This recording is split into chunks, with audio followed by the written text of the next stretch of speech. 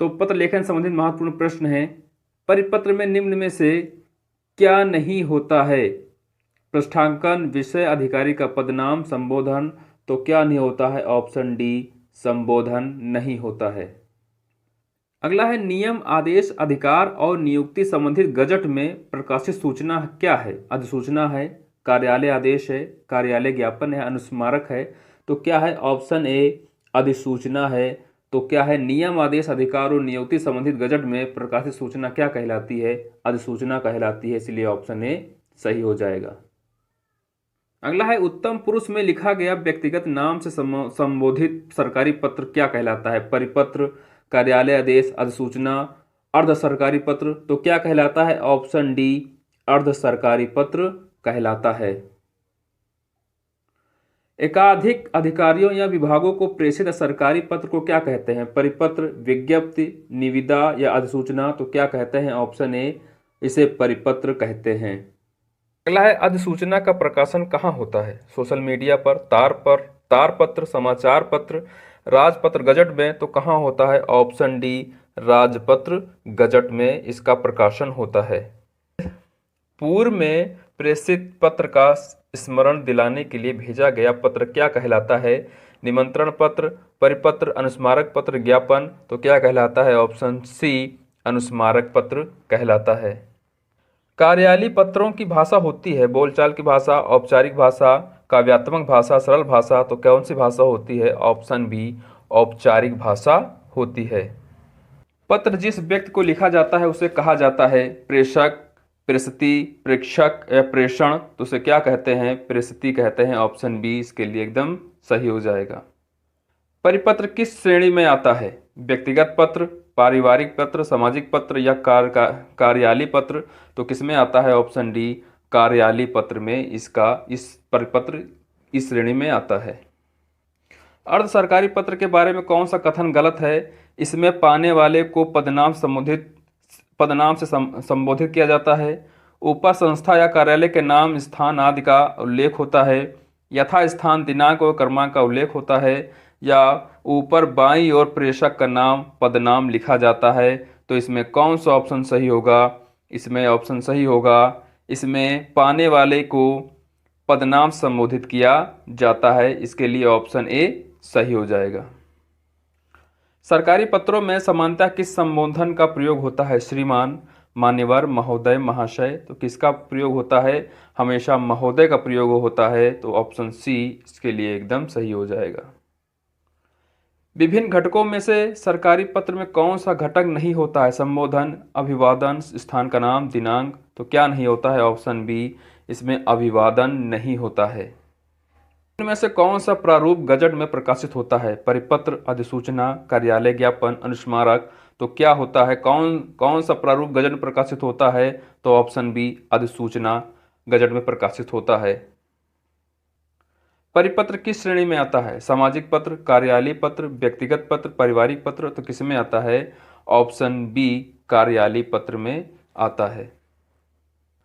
कार्यालयीय पत्र में सबसे ऊपर लिखा जाता है पत्र क्रमांक, दिनांक, कार्यालय का स्थान, प्रस्तुति का संबोधन।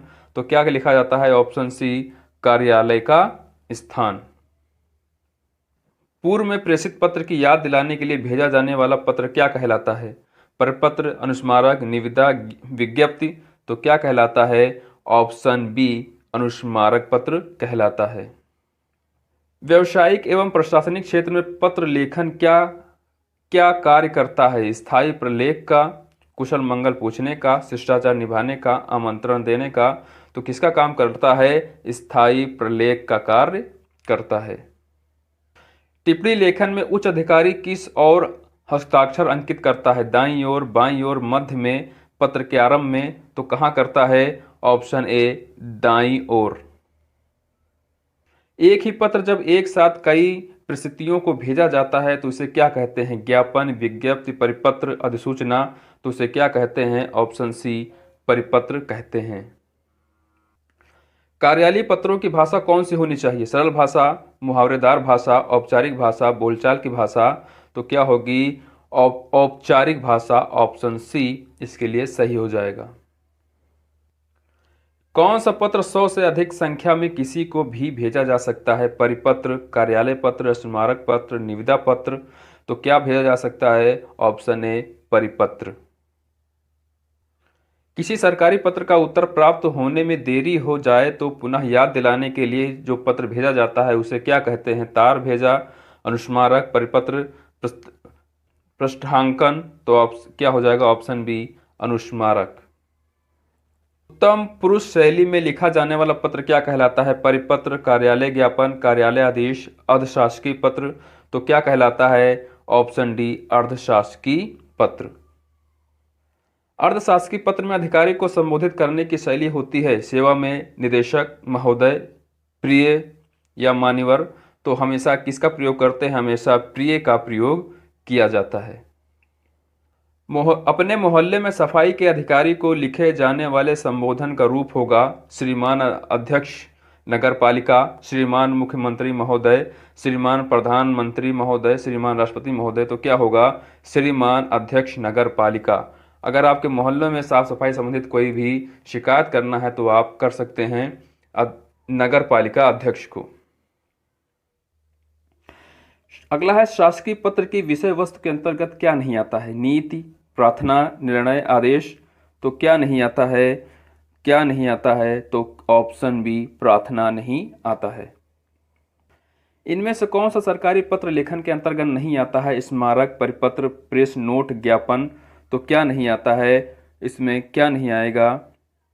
ऑप्शन ए स्मारक नहीं आएगा। पत्र के संबंध में लिखित में से किसको अभिवादन कहते हैं? आपका स्नेहकांक्षी, प्रिय पुत्र, शुभाशीष, पिता पुत्र। तो किसे कहेंगे? शुभाशीष को कहेंगे। ऑप्शन सी इसके लिए सही होगा। अगला है प्रेस विज्ञप्ति से संबंधित गलत कथन क्या है? प्रेस विज्ञप्ति का अपना एक शीर्ष नहीं होता है। निश्चित तिथि पर इसका प्रकाशन नहीं किया जाता है। समाचार पत्र का स्मारक प्रेस विज्ञप्ति में किसी प्रकार की काट छांट नहीं कर सकता है। इसकी शब्दावली में शैली निश्चित होती है। तो इसमें गलत क्या है? ऑप्शन ए विज्ञप्ति का अपना एक शीर्षक नहीं होता है, जबकि विज्ञप्ति का अपना एक शीर्षक होता है। सरकार द्वारा समय समय पर सरकारी आदेश, प्रस्ताव अथवा निर्णय समाचार पत्रों में प्रकाशित करना क्या कहलाता है? कार्यालय आदेश, परिपत्र, प्रेस विज्ञप्ति या इनमें से कोई नहीं। तो क्या होगा? ऑप्शन सी प्रेस विज्ञप्ति। बाढ़ पीड़ितों की सहायता के संबंध में पत्र लिखा जाता है आचार्य महोदय को, कुलपति महोदय को, लेखाधिकारी महोदय को, जिलाधिकारी को।